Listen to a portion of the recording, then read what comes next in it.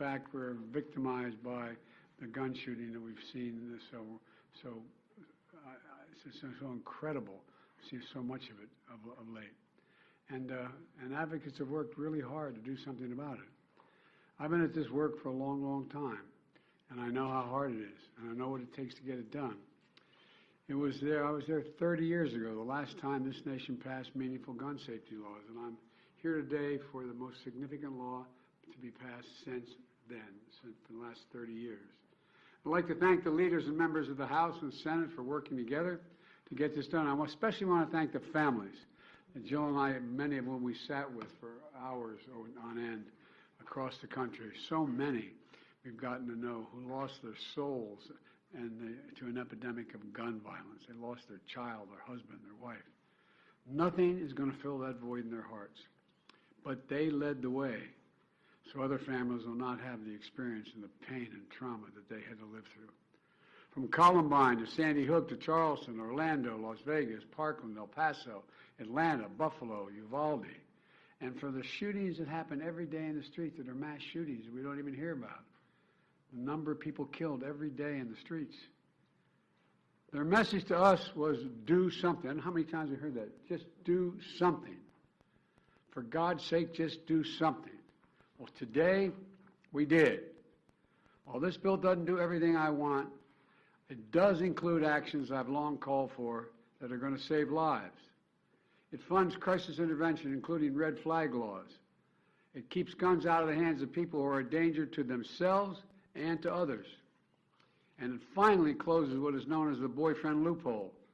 So if you assault your boyfriend or girlfriend, you can't buy a gun or own a gun.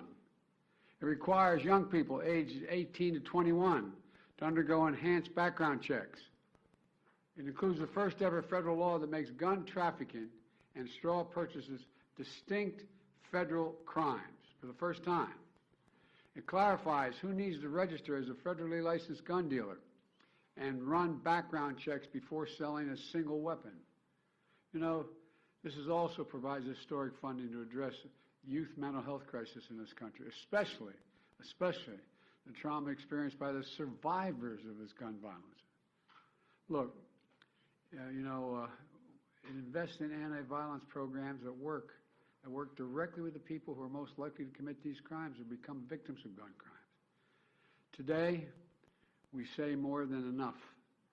We say more than enough. It's time when it seems impossible to get anything done in Washington, we are doing something consequential.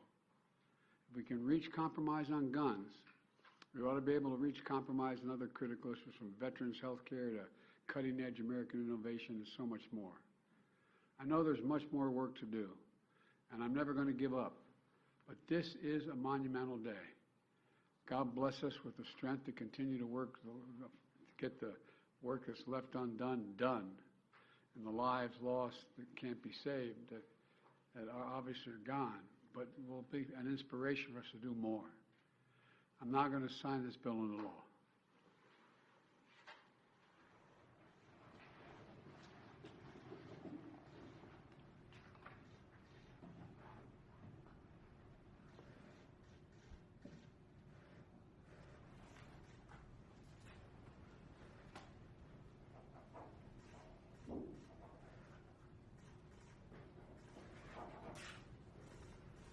God willing, it's going to save a lot of lives. Thank you all so very much. Mr. President, we take a couple questions. I have a helicopter waiting for me to take off. We're going to have plenty of time to talk about a lot of this. Do you think the Supreme Court is broken, in your view?